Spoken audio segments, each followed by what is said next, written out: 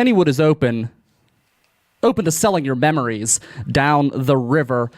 In their latest assault on family tradition, the amusement park has turned the pleasant, wonderful, semi-educational train ride into a kid-crazed playpen, a nightmare. They're turning it into Thomas the Train. It's so old-fashioned. It's so in the past. I guess kids like it nowadays, but those kids are just living in the past. Kennywood is butchering memories every single day. For a company that says to start a new memory here, they certainly are trampling all over everyone's paths. It's terrible. The log jammer, it's now destroyed. As you heard previously on this program, they slated the iconic ride for total destruction. Well, now it has been demolished. It has been wiped clean and wiped from your memory, wiped from the face of Kennywood forever. And sources tell me that it's going to be a line for a new ride that will be coming in the future. And I heard rumors that that ride will be another roller coaster. And I know, don't get so excited. I know you're there jumping up and down for joy because you think a new roller coaster is coming to Kennywood, coming to Pittsburgh, but it's not going to be the coaster you want. It's not going to be another Steel Phantom. It's not going to be another Jackrabbit. It's going to be some carbon copy, mass-produced, cheap rubbish that they're going to throw up just to claim that they have another roller coaster, and it's not even going to be worth the wait in line. I'm telling you, Kennywood always takes two steps back when they trash old gems like the log jammer. And people say that the log jammer was in disrepair. I say, fix it. We're going to give you some suggestions on how we should approach this Kennywood disaster, this assault on your childhood right here on River Talk. This is River Talk. I'm Brian Crawford. I am the host with the most, the master of the Millville Shore, Pittsburgh's moral compass, your voice of reason among three rivers of chaos. This is the River's Edge Radio Network, Pittsburgh's voice for local music. We've got a lot on the show today. We have the weird news. We'll be coming to you with that in a little bit as well. Some really interesting stories that I've come across this week. So we're going to get into that. We're going to talk about Nancy Pelosi, which we usually don't get into national politics, but she's entered the weird news realm this week. We'll tell you why. And lots of other stuff with that, including a new teddy bear that could be in a store near you. We also are going to have Rosacea, who is a drag queen, on the show as well. And she is here to talk with me about a possible change to the Pittsburgh city ordinances that limit where Rosacea can perform. And I don't know if she knew in the past that this rule even existed. I know I did not, and it appears that most people on council in the city of Pittsburgh did not know that this existed as well. So if you have any thoughts on any of the topics of today's show, please feel free to leave a message on the Facebook chat, or you can tweet me at RiverTalkPGH.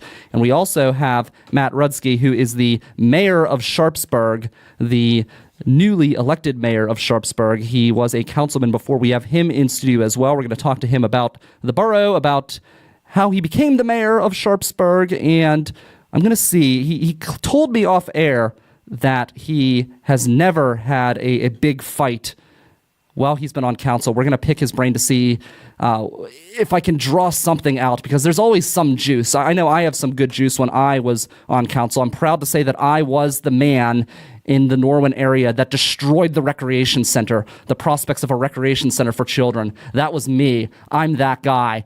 Welcome to River Talk. So, in Norwin, we had the rec center here. In Kennywood, they're just not only they're going all in for the kids. They're basically spitting in the face of the adults. They're spitting in the face of the long time tradition of people who have gone to Kennywood. And we, the people, we want the log jammer. We want the turnpike. We want it back. That's right. We haven't forgotten that you took out the turnpike to put in that cheap-ass roller coaster, and you promised to relocate it. Well, we are still waiting.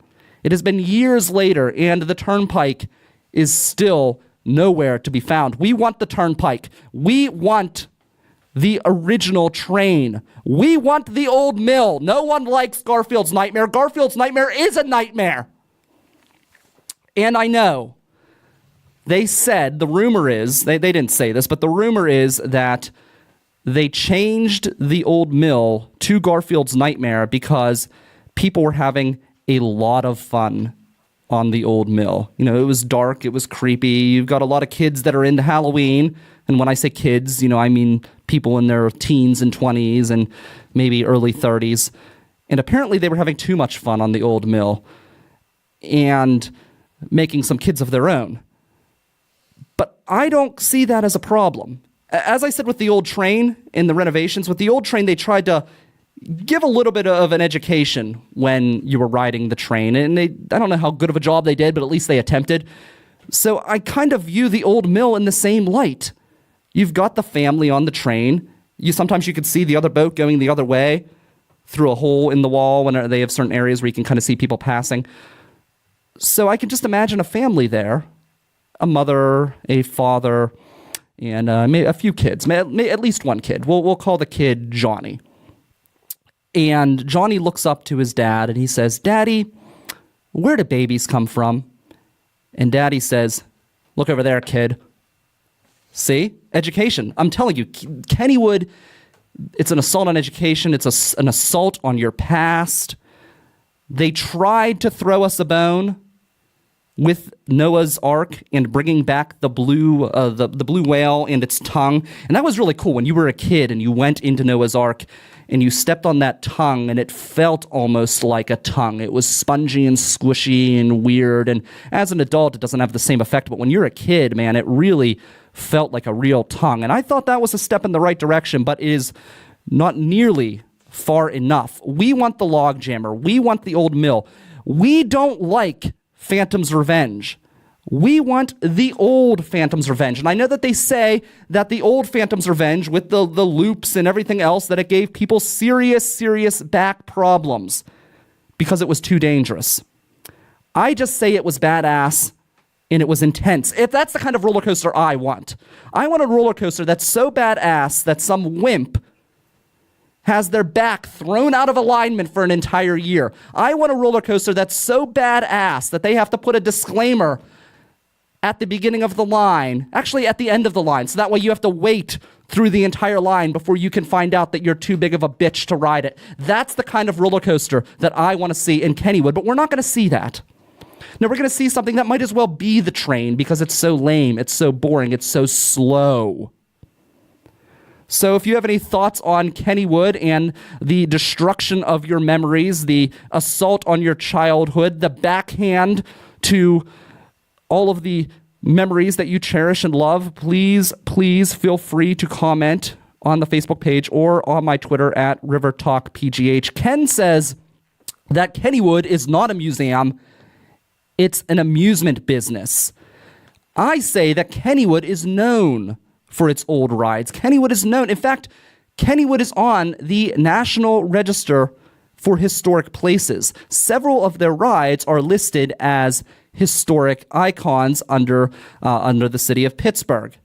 I say that it is time that we, the people, petition that Kennywood be removed from the National Registry of Historic Places unless they bring back the log jammer, return us the old mill, and get rid of that damn roller coaster and put back the turnpike, or at least reopen the turnpike in another area. Maybe they can get rid of the exterminator. Why do they have so many freaking spinning rides in Kennywood? Enough of the spinning rides. You can eliminate all of the rides that literally just go in a circle and build your badass roller coaster or your weak ass roller coaster, because you know you're going to put in a weak roller coaster right there. And while we're at it, bring back the gyros that were down by the Jackrabbit, and I want the damn Belgian waffles back, not the rip-off Belgian waffles that you tried to put in Old Kennywood. I'm talking about the original Belgian waffles with the ice cream and the chocolate syrup in that giant tent area with all of the different foods. That's what we want. That's what we, the people, demand. I, Pittsburgh's Moral Compass, am going to put Kennywood right,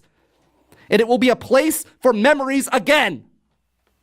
So if you have any comments, if you've been to Kennywood recently and you're unhappy with them spitting in your face, trampling over your dreams, and peeing all over your memories. Flush the commode with me, and let's entice Kennywood to come back to being the cultural icon that we all know and love. We're going to talk about the drag situation here in a little bit. We're also going to be talking about some really, really fascinating, weird news stories. But I do want your Kennywood comments, if you can. I know Jason here says that the train rides are for children. The train rides are not for children, Jason. Let me tell you. As an adult, I appreciate the train more now than I ever did. When I was a child, my dad hated going to Kennywood. He hated it. It was horrible. He always got queasy and he got sick to his stomach just by walking in to the park, because all of the rides that just ride in a circle that do nothing, and I don't know how many times you could just sit and ride in a circle. Nobody rides the merry-go-round at the playground, but every freaking spinning ride at Kennywood, everyone, that's all they do. I think it's just because it's cheap. I don't know. But all of those circle rides, he would immediately get queasy. And I remember when I was a kid, I would go on what was called the Enterprise. It's now called the Volcano, and it would just spin you in a circle again, and then you would end up going upside down. And that was my favorite ride. But as I've gotten older, I've gained the old man's stomach, and I can no longer ride those rides. I still enjoy going at times, however, with the loss of the log jammer. And if you want to hear my story on the log jammer, look back to a few months ago, or maybe it was even 6 months ago when they first announced they were getting rid of the thing. And I talked about how and why that coaster was so important to me. Or not coaster, that water ride was so important to me. But anyways, the train, now that I'm older, I can only ride roller coasters and certain rides that are good rides. I can't ride the rides that just spin in a circle. So you start to get queasy, you start to feel like blech the entire time, and then you can go to the train and escape. But now I'm going to have Thomas and all of the flashing lights and all of the damn shit in front of my face, and I'm going to lose the ability to just take a minute and sit on a train like an old man and regather my guts and my innards and everything, so that way I don't puke all over someone. So that's what you're looking forward to next time I go to Kennywood, because of Thomas the Train and because of the destruction of memories and the destruction of iconic rides. I am going to puke on all of you. We've got Matt here. How are you doing today, sir? Doing well. How are you? I'm doing well. Matt Rudzki, who is the mayor of Sharpsburg. What is your stance, Matt, on the destruction of memories and the assault on basically ride decency that Kennywood is engaging in? Well, first, thank you for having me. I haven't been to Kennywood in ages, so I can't really pass judgment on it. I wish they would bring back the Turnpike. It was a great ride, wasn't it? Great ride. I remember being a kid, riding with my dad or my mom. Now, did you ever pretend like you were drunk and try to run off the road? I was the driver who tried to be perfect. Oh, really? And not hit the rails. Okay. I was not that way at all. The future.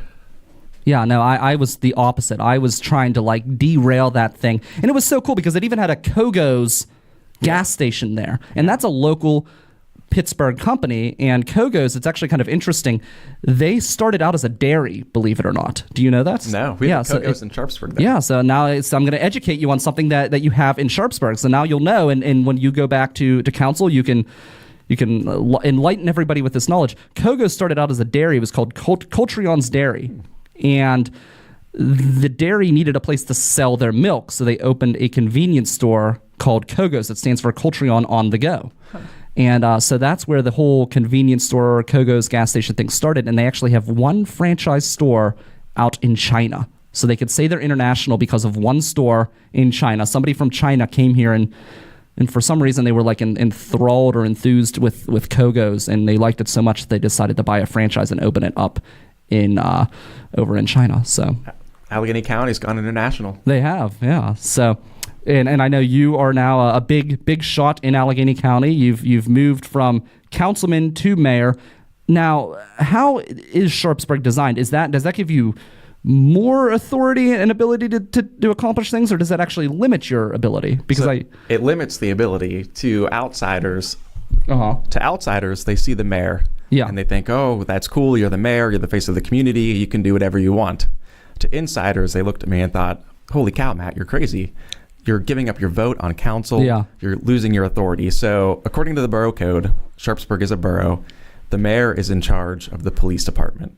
And then if there's a tie on council, they get a tiebreaker, and they can always veto. That's what I thought. You can veto, Right. and that's powerful there. You can right? veto ordinances, legislation. Yeah. And with the veto, it would take a majority of council plus one in order to override it. That's what I But thought. in my memory, I've never known of a mayor in Sharpsburg to use his veto power. So I would love to veto. If I was a mayor, I would be vetoing a lot, I feel like. So that would be great. Have you wanted to veto? Have you when you were on council, did you ever think in a position on a piece of legislation that you thought, man, if I was mayor, I would veto the hell out of this? So you asked earlier about a contentious vote. Yes. In my time on council, in 7 years, we maybe had one vote each year that wasn't unanimous. The vote that was most likely the heated out of all of them was... Sorry. Yeah. When I first got on council in 2011, I was working with Animal Friends, Carol Whaley, and we introduced a trap neuter return program for feral cats in the community, and it worked well. There was no follow-up for a few years, so the colony started to grow in size again, and it became an issue in the community.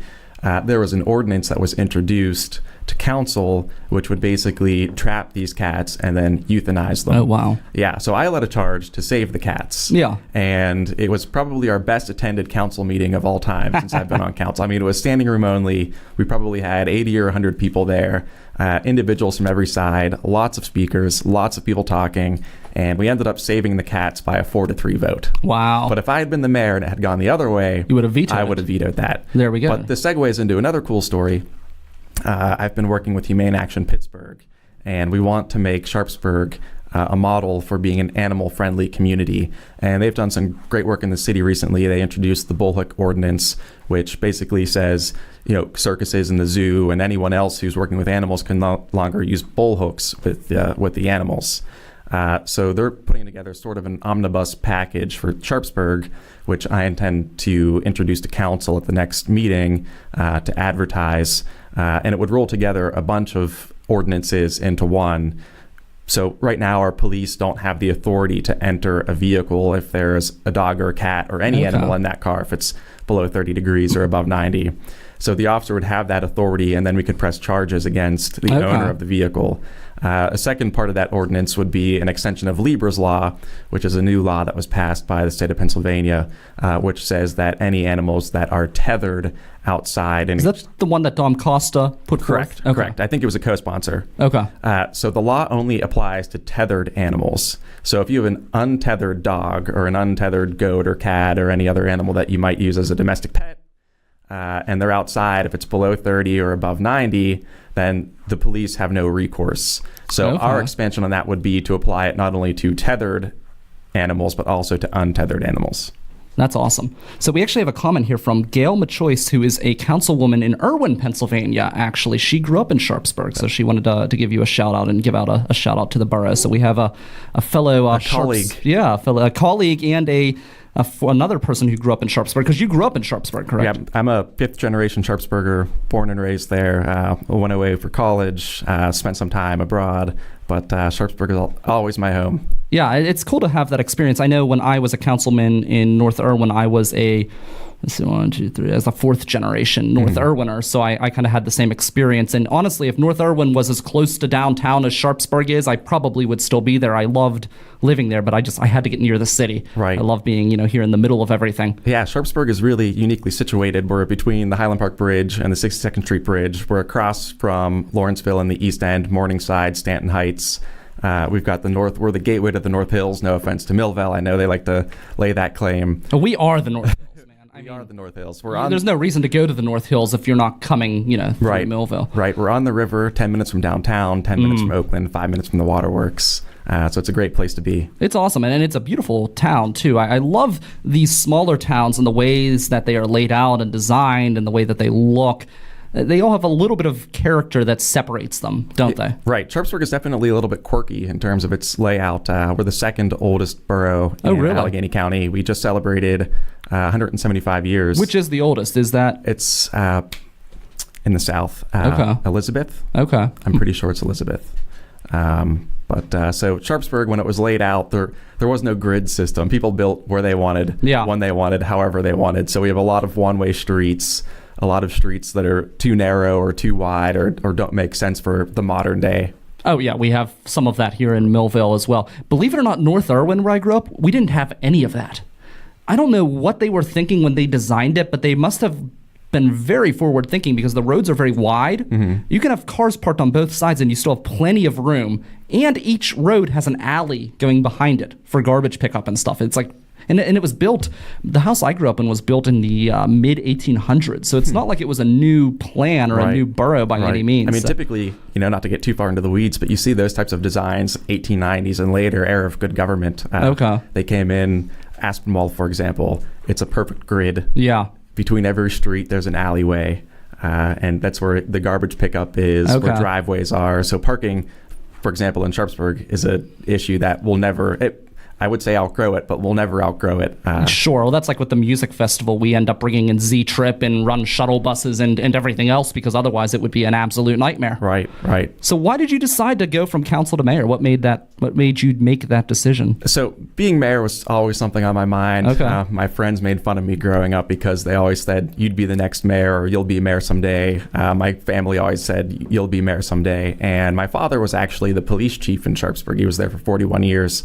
Last 12 as chief, and he retired a few years ago. So it opened up an opportunity for me to be able to run for mayor. I'm not sure how well it would have went over if the mayor, the man in charge of the police, was the boss for his father, who was the chief.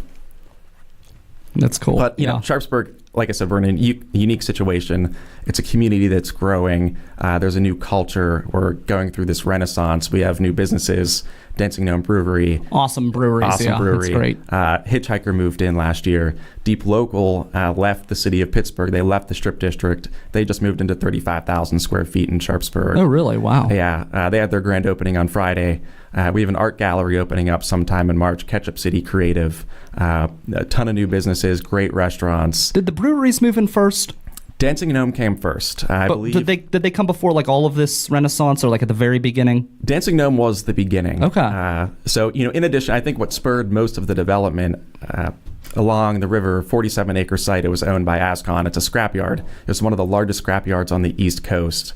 And the owners decided they were getting out of the scrap business. I think it was the Blue Tea Group out of New York. Uh-huh. And Mercedes Group and Allegheny Partners teamed up, purchased the land, and it's going to be a mixed-use development, light industry, restaurants, office space, and where's that going to be retail. located? 47 acres, essentially from 13th Street in Sharpsburg all the way to Brilliant Avenue in Aspinwall. Oh, wow. And there will be housing there, medium density, low density housing. And we're advocating for, affordable housing as well. Sure. Well, that's important. I know that's something that they've often, I wouldn't say they struggled with, but they've strived to make happen here in Millville is allow the borough to grow, but still make it somewhere where the local residents can afford and still live and everything else. Right. Sharpsburg is a diverse community, and we want to keep it a diverse community. And we have a lot of residents who've been there for quite some time, and we don't want to lose that fabric. They've been there through good and bad. And as we continue to grow, we've gone from a couple of years ago fighting for growth and trying to entice growth to the community to now we're trying to find meaningful ways to manage that growth. And the reason why I asked you about the Dancing Gnome was it's been my observation looking at all of these communities in Pittsburgh and the communities that are actually growing and prospering. It seems like it all starts with the brewery moving in. Once the brewery moves in, it's like everybody else in the region goes, oh, this town exists. Right, yeah. And then they start coming as well. And I know in Irwin, they just opened up a meadery, and I said, oh, well, now Irwin's becoming the place to be because they opened a meadery. It seems like anytime you open something like that, people flock to it. It becomes a place that people want to be and associate with. Yeah, and Dancing Gnome and Hitchhiker are both great places. Dancing Gnome focuses on New England-style IPAs, and they do a really great job. Yesterday, they probably had 300 people waiting in line beginning at about 9 o'clock for a 12 o'clock open. Wow. They can, and they sell the cans, and they always seem to sell out. And by Sunday, they're running out of beer in the tap room. So it's a good problem to have. I know that happens down here with Dry Log when they bring out like the Plague, for example, and you've got people lining up out the door to get their thing of it. And I went there the one day, and I remember I was so lucky, and I took a gamble. I went in there and I wanted to get a box of this beer because it's really, really good. And I get in there and I wanted them to I thought it was just like a sampling or something. And I guess they were selling it and I wanted them to hold it and they said, we can't do it. So I just took a gamble. I threw the money down and the guy who I never met before next to me says, oh, I'll take it for you. Just give me a call and I'll get it to you. And I'm thinking, I'll take the chance. So I took the chance and I got it. He put it outside. He didn't scam me. So I got the beer, but yeah, it's great having them in there. Yeah, no, it's brought a lot of growth to the community. Millvale, Etna, and Sharpsburg were all in pretty cool situations because we're living across the river from Lawrenceville, where there's been an insane amount of growth, and individuals who are getting priced out in Lawrenceville are looking across the river, and they see 3 great little river communities. And shout out to Etna. They've got a new brewery coming soon. Oh, do they? Co-Stars. They bought a vacant lot through the Etna Development Corporation, and they're going to be building their own space there. So soon, Etna will be on the map with their brewery. So that's amazing. Within 3 river communities, you're going to have 5 breweries. So you could do your own tour through Millville, Etna, and Sharpsburg. And we've collaborated together in the past. What's going on in Sharpsburg, we were preparing for it. In 2015, we worked with Millville, Etna, and Sharpsburg to do a comprehensive plan. And that laid out a 2-year goal, a 5-year goal, a 10-year goal. Did that have anything to do with Artez? It was through Artez, which is the Allegheny River Towns Enterprise Zone. I was a board member of Artez. Artez dissolved a few years ago, but we worked with Artez for the funding to do it. I believe it was somewhere around $30,000 in grant money. And after we did the comprehensive plan, we codified all of our zoning. Our zoning was a mishmash of 30, 40 different ordinances. We put them all into one comprehensive 200-page document. We ended up working with Town Center Associates. They're a consulting firm based in Carnegie, and they've done a great job in Carnegie. They do a great job everywhere they go. Through Town Center Associates, we got into Allegheny together, and then the grant money started pouring in. Since the beginning of 2016, we just received a $1.5 million grant, which takes our total in those 2 years to $5.8 million in grant money to Sharpsburg. That's awesome. Congratulations. Yeah, thank you. It's a really fun time to be in Sharpsburg and to be a river community up the Allegheny River. Yeah, for sure. So what are your plans going forward as mayor? What are you hoping to accomplish now that you're in the position? Yeah, so I'm right now, so last year, quick rundown, we've introduced a few ordinances, resolutions that have tried to make Sharpsburg, a little bit greener, a little bit healthier, clean air, clean water, more sustainable and more responsible. So Millvale last year got a platinum certification from Sustainable Pennsylvania. And I introduced a resolution to say, hey, let's get Sharpsburg in the same path. If Millvale can do it, why can't we? And following that, I introduced a resolution to create a historical commission. Again, Sharpsburg, as I said earlier, second oldest borough in Allegheny County, birthplace of the H.J. Heinz Company. Before Hitchhiker and Dancing Gnome, we had Fort Pitt Beer, which was the largest brewery in Pennsylvania by volume at one time. And we haven't had a historical commission since the 90s. And I also introduced a resolution to create the Sharpsburg Environmental Advisory Council. So they serve as our quasi-EPA, DEP, and they're working this year. We've got Earth Day, April 22nd. They're trying to attract at least 100 volunteers to do a cleanup. And they have a goal to plant at least 25 trees in the community. So moving forward, I just really want to build on what we've accomplished in the last few years and continue it forward. And again, I said I want to be a sustainable community, but I want the growth to also be sustainable and responsible for the future. That sounds great. So I'm thinking two things to end on before I let you go, and then I'm hoping we can bring you back at some point because we just, I feel like, scratched the surface of everything that's going on in Sharpsburg. Yeah, just the tip of the iceberg. Yeah. So one idea I have, I'm friends with Brian Spalls, who's the mayor here in Millville, just elected. He actually sits on our music festival committee. I'm friends with you now. Maybe you can introduce me to the guys in Etna, and I think we can bring the 3 mayors together, and now that they're getting their brewery, rent a bus and just have like a drunken day. Can we do that? That way we could brew tour in our towns. We could be responsible, right? And have this bus and go from brewery to brewery and just drink it up. Yeah. Is that something we can organize? It's a good way to sell the communities too. Yeah. I meant to reach out to Brian I had an email from Brian Wolovich, who's New Sun Rising, and he said, "Hey, Matt. Hey, Brian. I ran into Matt the other day. You two should get together, talk, and see what you can collaborate on." So you beat him onto this program. This could be this could be our first project. That would be cool. I think that would be a great idea. And then the other question I had for you is, I know reading up in your bio, you're active in your church. Is that church the giant church that you can see from 28? Right. So in Sharpsburg, we have 3 Catholic churches. Okay. I'm on pastoral council for St. Juan Diego Parish. Which one is that? Is that the big one? It's the parish is a collection of 3 churches. So there's the big one, which is St. Mary Church. And then we have Madonna of Jerusalem Church and St. John Cantius. So to give you a bit of history, the first Catholic church in Sharpsburg was St. Joseph. And that came sometime, I believe, in the 1840s. And St. Joseph was the territorial parish for Sharpsburg and for the region. The Germans came next, and they built St. Mary Church. So the current version of St. Mary is the 3rd iteration of the church. And my wife and I actually got married there in September of 2015. Beautiful church. I would recommend getting out to see it if you can. Aside from the cathedral, I'm not sure of any other church in the diocese that's as beautiful as St. Mary Church. Well, I want to hook up with you, and I want you to give me a tour of these churches. I love to go on church tours because the artwork is just amazing. The way that these old churches especially look, they're so beautiful, and they just aren't made like that anymore. Right.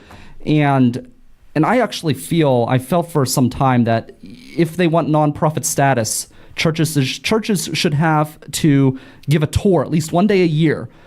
Just a church tour in every community. Even if you're not religious, go on these church tours, because if you appreciate art at all, they're just fantastic. So I want to hook up. I want to get a tour of all of these churches. I think that's something I want to do. I'll make a Let's cool pitch right now. All right. Venture Outdoors does, they do urban hikes in Sharpsburg twice a year. Okay. I'm a member of Venture Outdoors. Okay. So. Well, they do a fall and a spring. Okay. In the fall, we start and finish at Hitchhiker, and in the spring, we start and finish at Dancing Gnome. That's amazing. And part of the Venture Outdoors hike is a stop in St. Mary Church. Yes. Fantastic. And the current Madonna site is actually the oldest church in Sharpsburg of the Catholic churches. That was built in 1870. And St. Mary was built, we actually celebrated the 100th anniversary in October of the first Mass that was celebrated there. Very cool. See, that's why he's mayor. He's got all the answers right here. So. Yeah, I've got the institutional knowledge of 5 generations, plus my father and my grandfather was a councilman for 25 years. So very cool. No one in my family was interested in politics at all before I got involved. I don't know if I got dropped on a head or what, but yeah, I got involved. No, it's a great way to give back. Yeah. Matt, thank you so much. Yeah, Hope to have you back again. Yeah. That is Matt Rudzki. He is the mayor of Sharpsburg. And going off on this Kennywood subject, I do have a few more comments here. We have Jennifer, who says that her husband actually proposed to her at Kennywood in front of the fountain in Lost Kennywood near the Pittsburgh Plunge. She has so many memories there. And she was sad that they took the rotor out years ago. And that was the last thing that she rode with her sister before her sister became a quadriplegic. So I agree with you, Jennifer. The rotor was a great ride. For people who are unfamiliar with the rotor, it was a ride that spun you around so fast that the force would cause you to remain suspended. They would drop the floor and you would stick to the wall and you wouldn't fall, because they had moved you around so fast. I couldn't do that now with my old man's stomach, but it was a really fascinating ride. That's one of the only unique spinning rides that they have, or had, I should say. Now the other ones, they just go in a circle with no cool science or anything. So I agree 100%. The rotor was amazing. So, and then we also have Dave, who says prayers. He hasn't been to Kennywood in close to 10 years, and he has no plans to return. Well, unless they start bringing back the old rides, Dave. I feel you. I love Kennywood. I am Kennywood's biggest advocate. I want Kennywood to be good. I want Kennywood to be great again. That's all. So Gail, during that conversation, she said that she believes that Kim Ward also co-sponsored the Libra's Law, which is the law dealing with the protection of animals. So Kim's a good person. I used to go karaokeing with Kim all the time. She got me into the karaoke scene. I used to be a crazy karaoke person because back in the day, back in the day, back in North Huntington, out in that area, they didn't have open mics and things like that. Apparently, they're all over the place now, but they didn't have those back then. All they had was karaoke. And the karaoke people, they were like a clique, and they would go from karaoke place to karaoke place, and different DJs had their own posses. And Gail, who's a councilwoman in Irwin, she's actually been on this show. She's called into, I think, this show. If not, it was my show back at the University of Pittsburgh. But she called in to talk about a karaoke event that she would put together called Sing for Their Suppers. And the two karaoke cliques would come together. And it was so weird because everyone was sober and it was daylight. So everyone could actually see what everybody else truly looked like. And it was a really, really weird experience. But it was really, really cool. And they always raised a lot of money for the Westmoreland County Food Bank. So I'm sure Gail will have the Sing for Their Supper again. If you're listening, Gail, you can let us know that information and we'll get that out to the people. But let's roll into the weird news. Don't forget, we've got Rosacea up in just a few minutes. Rosacea, you're actually welcome to join me for the weird news if you would like. All right. Hi, everyone. I'm Hello. Rosacea. Thanks for having me, Brian. Welcome. Hold on. Hold on. We'll fix it. There we go. You should be able to hear me now. Welcome, Rosacea. Let's cue the weird news music. We'll get into it right now. We've got weird news for you right here on Pittsburgh's home for weird news, River Talk on the River's Edge Radio Network.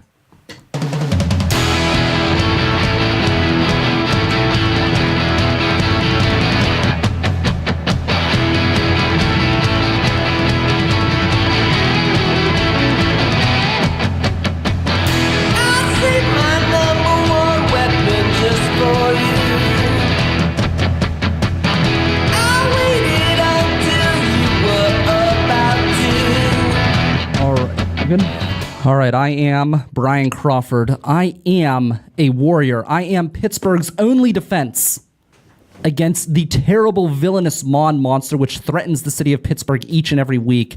And I try to keep the rivers calm and keep the beast from totally destroying the river communities like Sharpsburg and Millvale with not one, not two, but 3 and maybe 4 weird stories today to keep the Mon monster at bay. The first one has to do with a special delivery, and it's a special delivery that became somewhat annoying. It happened in Massachusetts where a couple says it was a fun experience at first when they started receiving free mysterious Amazon packages that they had not ordered.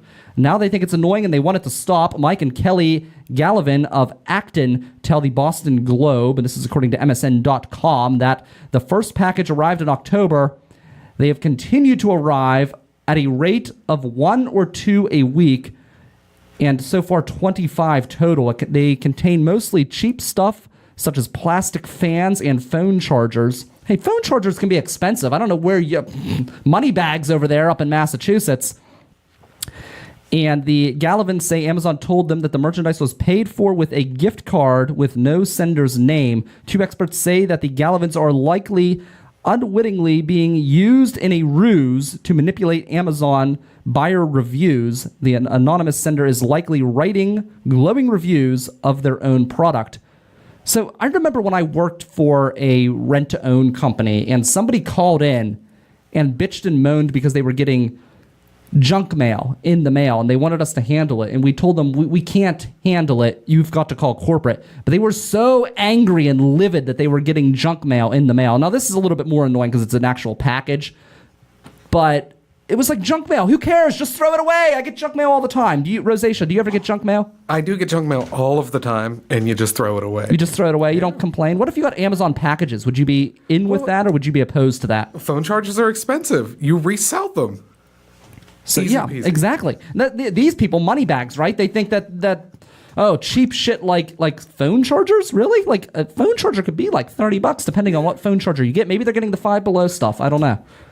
However, I will say I do like, not that I like the Five Below stuff. Yeah, trying to play with the tablet here while I'm talking. Not that I dislike the Five Below stuff. It's good when you're in a bind for a $5 one, but obviously it's not the same as getting like a $30 charger, right? I mean, regardless, you're always going to find that situation where you're lost for a charger. I know my phone is a little bit ancient, so, it's on that level of dying every 30 seconds that the company wants it to die so you can get a new phone, I'll take a charger any day of the week. Yeah, a charger's great. You can never have enough of them.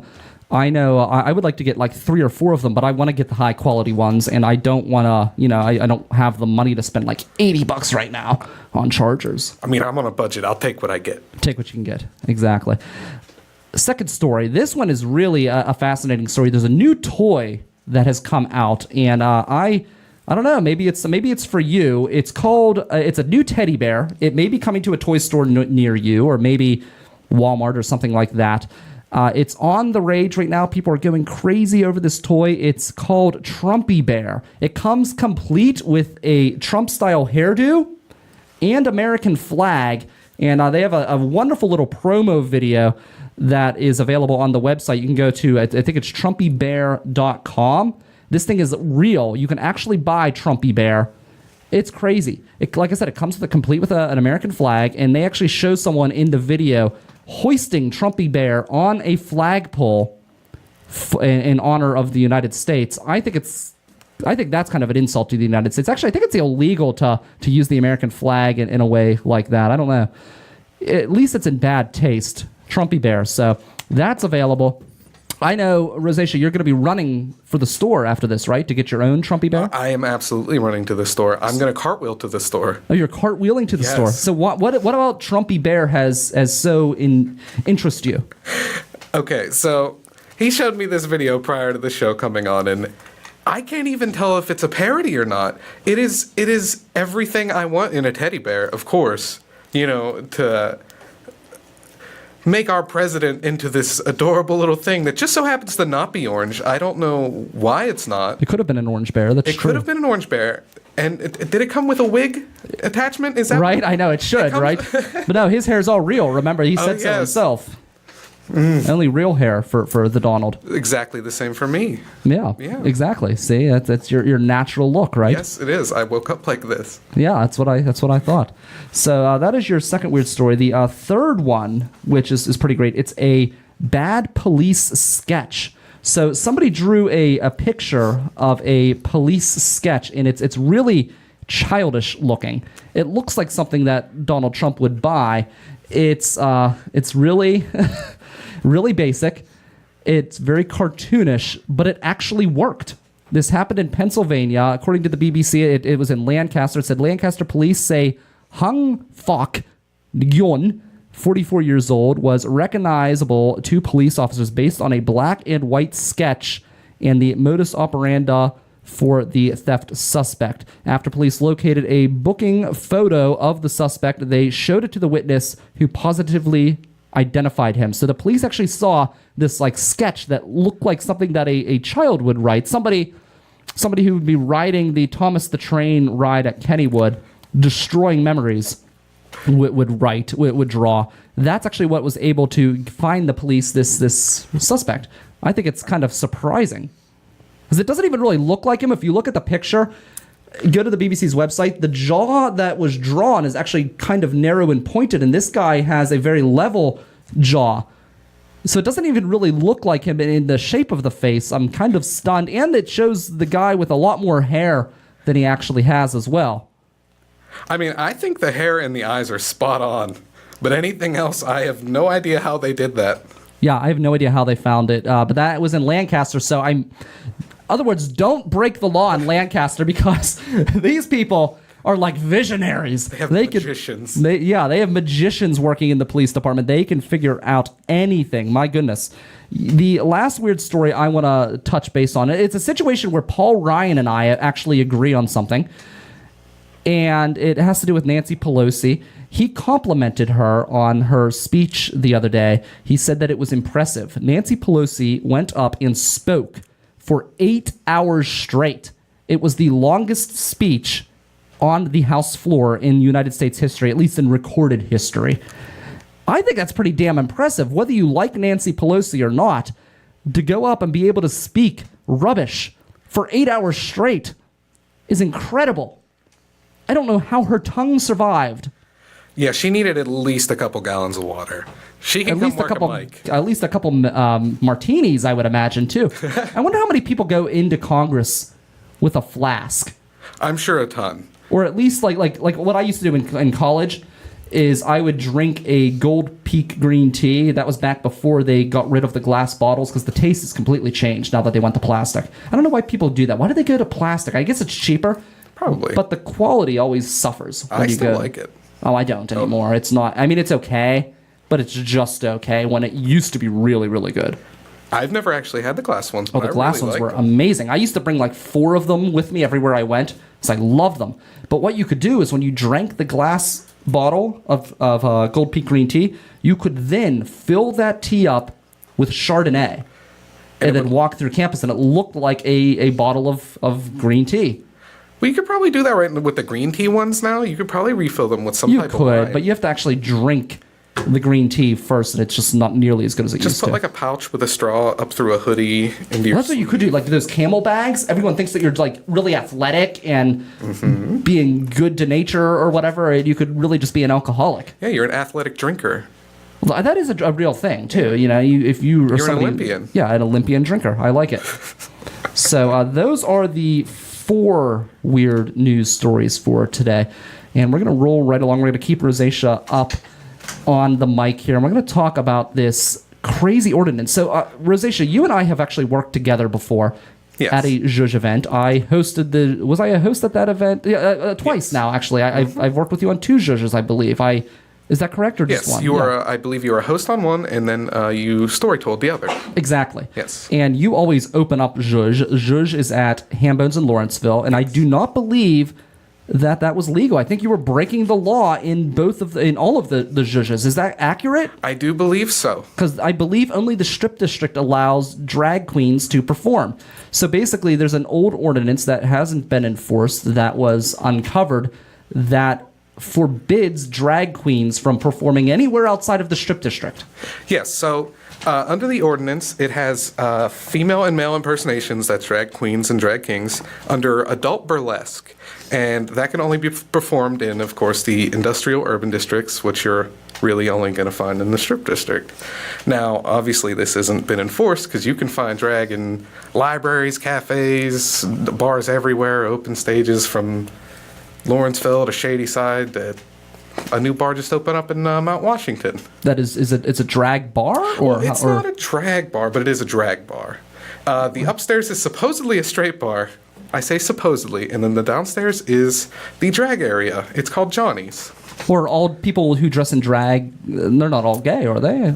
Not necessarily. No, I didn't think so. So, I mean, that seems weird to, like, call it a straight bar upstairs and a drag bar downstairs. Well, it is, because it's actually a very weird mix that a couple people who used to go to the bar before the basement opened would come in, and, you know, suddenly there's a bunch of drag queens in the bar. I would be confused if I were a straight man. I suppose. I think this is crazy that this even existed. Do we know when the original ordinance was drafted? I do believe it was originally put in the 50s, correct? Okay. Yeah, I think it was 1956 or 9. I'm probably dyslexic. That's crazy, and it's amazing that this thing has stayed on the books. And to me, it's amazing that there hasn't been a lawsuit over it. Well, I guess if it was enforced, there would be a lawsuit. but right now, I mean, like, it's just something that they can hold over our heads. But of course, a lot of people in the community have brought together themselves in front of the city council bidding. Yeah, there was a kid, actually, he was 11 years old, that dresses in drag, that showed up to the council meeting as well. So basically, this has come to light because of the Delta Foundation. So the Yes. Delta Foundation has uncovered this ordinance, and they are pushing to get it changed. And it seems like they're not really attacking the city since they don't really enforce it. They're just kind of like, hey, you realize this exists, you should probably change it. Well, drag in the 50s would have 1959. 1915. by the way, Okay, yeah. I knew it was one of neither 9 or 6, but drag back then would have ended in a lynching. You know, because Pittsburgh is kind of it is pretty progressive right now. But Doesn't it's also, that actually make it worse if you're going to zone an area for drag, because then all of the haters know exactly where to look? That's true. Do you think that was part of it? Do you think it had to do with the discrimination thing where they wanted to kind of bring everyone in one spot so they knew who in the community dressed in drag? They probably would, which is why there are so many bars on the Strip District with drag queen availability there, but. It hasn't been enforced. Once again, the drag is everywhere, and I think the this is largely symbolic. What they're going to try and do is get the language removed.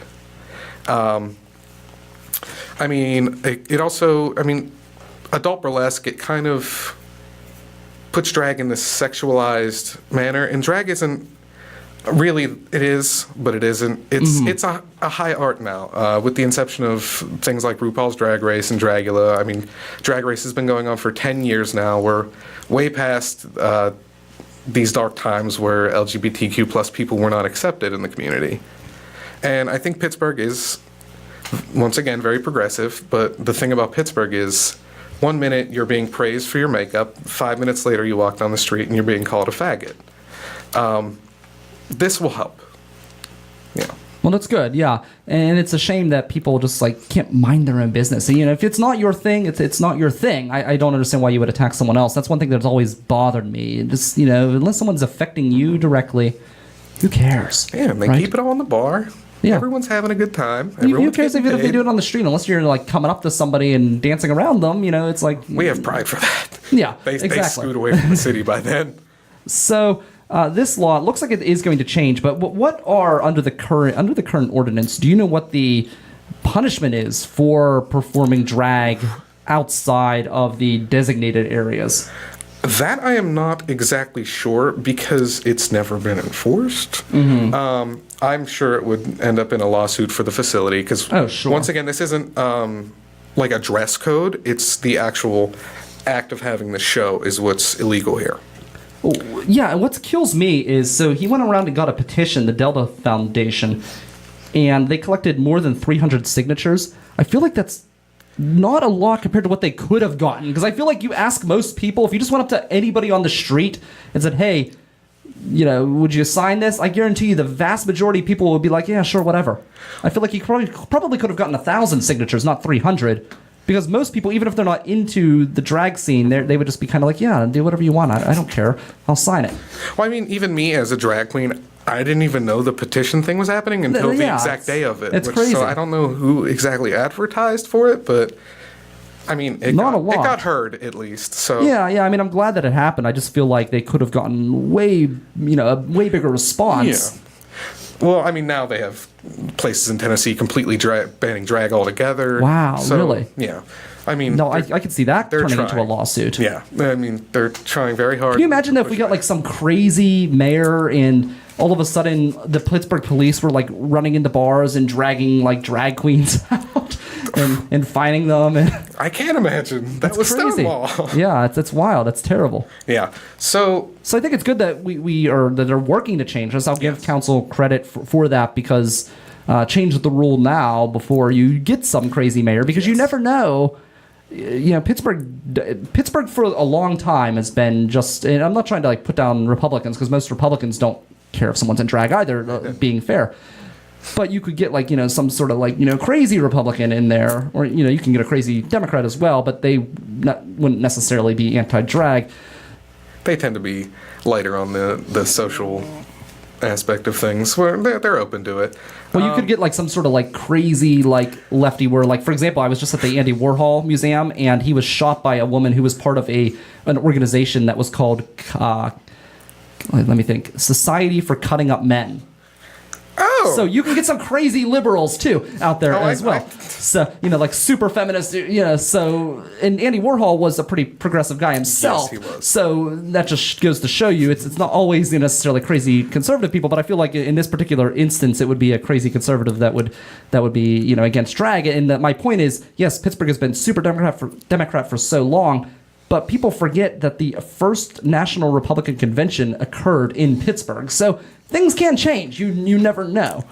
And they can. And I've seen that map being shared around Facebook around Pittsburgh with that, like, encroaching red all around Pittsburgh, like we're the last blue bastion in the entire state. And, you know, the tiny twinge of hope there that, you know, no crazies will get in, regardless of their sides on the political spectrum. Yeah, so you're excited. You're happy that this is changing. Oh, yeah. I think it's definitely a good thing. Like I said, largely symbolic because it was never enforced, but it's a step in the right path. What got you into drag? How did you get into this? That's a long story. Let's just say my ex hated drag, and I started doing it out of spite. Okay. And that spite turned into a real love. I'm the type of person that starts doing things, and when I start getting good at it, I'll start moving on to another thing. But I'm awful at drag, so I'm going to keep on doing it until I get good. You do a pretty good job at Zhuzh. I've seen you several times perform there. It's always entertaining. Thank you. So why do you say you're bad at it then? Everything is. You're bad until you're good. Okay. And I don't know what that means, but I'm gonna leave it at that. How often do you do it? Like, what do you do? Do you go? Do you like at Zhuzh? You dance to Yes. music. Is that what you do all the time? Traditionally, it is lip syncing to a song, whether it be a mix, just a normal song. I try to zhuzh it up for zhuzh and do the more weird things. Most of my outfits are things I've made from around my house, like trash bags, or recently I made an outfit out of chicken wire. Oh, really? Just because it was there. I left that night cut up, but it was worth it. Let's see. I do drag about once or twice a month. Okay. It just gets my little creative outlets going. So we actually got you in. So I thought you did it more often. So that's interesting. So we got you an extra dress up for today. Oh, yeah. Well, I mean, from the top up. Yes, from the top up. Yes, at from least. the top up. I got it. These sneakers work way better in the Pittsburgh snow and rain than heels do. Really, Yeah. I wouldn't have thought. No way. So that's cool. So you do it like twice a month, and you typically are lip syncing and Yes. dancing. My friend said something about a drag bingo. Have you ever gone to that? I have not gone. I know the girls. Are you a that fan of kinda do bingo? it. I personally am not a fan of bingo. Yeah. But I'm sure the drag aspect makes it a little bit more fun. I know their jokey commentary. And that's also the other thing with the zoning laws. The drag bingos, they're at like churches now and libraries. Technically illegal. That's pretty interesting that they're at churches. So that they must be more of like the progressive churches. Yes, Okay, very I would much imagine, so. Yeah. Who runs the one? There's Thea and Jezebel run one. I know Laura Chateau, who you can mainly see in TNA Thursdays at Blue Moon, runs one. Several people. I know I'm probably not giving enough shout outs, but If we play a song, do you know any? Do you have any favorite local bands? local bands. I've been listening to Swiss Army a lot. Okay, so we do have Swiss Army, but I don't know if we have it on this computer. I doubt we have it on this computer. So that's all right. They have a SoundCloud. They do, yeah. Well, we have, so like right now we're trying to zhuzh everything on the other computer over to here, and it's a process. This computer we use Okay. mostly for like the live shows, so we don't Right. I haven't gone through the time to push everything into here, but yeah. I was gonna say maybe if maybe you can give us like a little. Can you give us a little performance for the viewing dear. audience? Oh, don't do that No, to me. don't do that. Okay. No. So where can people see you then? Where can people get the live performance? I'm usually at the Element open stages. They're on Fridays. I work early in the morning, so that works best for me. Where's Element at? Element is on Ellsworth Avenue in Shadyside. Okay. Very progressive street. They have the rainbow crosswalks. Then Zhuzh, mainly. Zhuzh is a very fun event for me. I open it, but I like to walk around and collect tips from everyone. That is fun. Now, do you ever have like a drag off where you have two drag queens on stage, or a drag queen and a drag king, and they're like dance battling, almost like a dance off? You can do that. That's largely been popularized by RuPaul's Drag Race. At the end of every episode, whoever sucks the worst goes home after lip sync battling. Spike, you stole from us. We're owed some money. Help.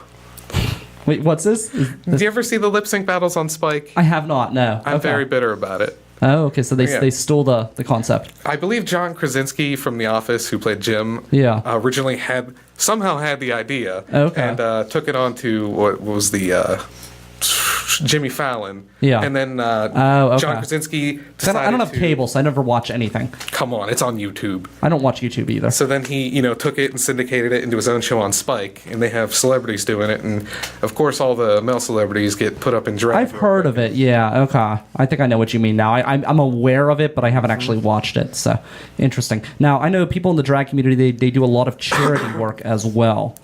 Have you performed at any charity events?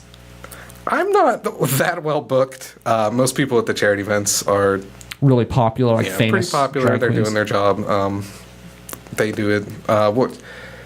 Last one I actually went to, Jezebel, who is a Puerto Rican queen. She has family over in Puerto Rico. She's very adamant about getting, people from their money because of the disaster, the hurricane. I know. They are still without power and water. Well, did you hear about that one thing in Puerto Rico? There was this small business that was supposed to be sending all of this aid, and it's been like a disaster. All of the stuff was being returned, and people still haven't gotten their food yet because it wasn't done correctly, and seems like a mess. Yeah, it is the worst situation for them over there, and they're going to need all the help they can get, and we have our hometown drag queen here trying to help them.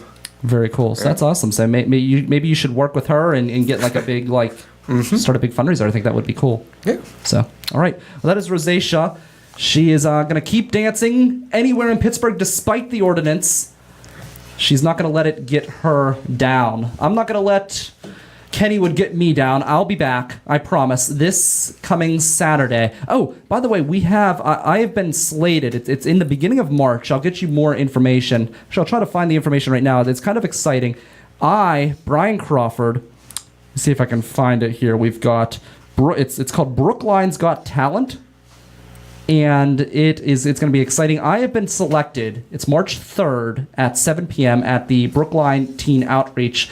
They needed someone like me. They needed to bring someone from the northern suburbs to judge everyone down in the south. So I, Brian Crawford, the host with the most creative man in radio, have been selected to sit on a board of judges to judge everyone in Brookline as they perform for my amusement. So that's going to be at the Brookline Teen Outreach on March 3rd. So that's the next big thing I have coming up. So mark your calendars. And of course, I will be back right here on Saturday at 10 a.m. with Jay Cooper and Howie D. Mack. So don't miss that as well.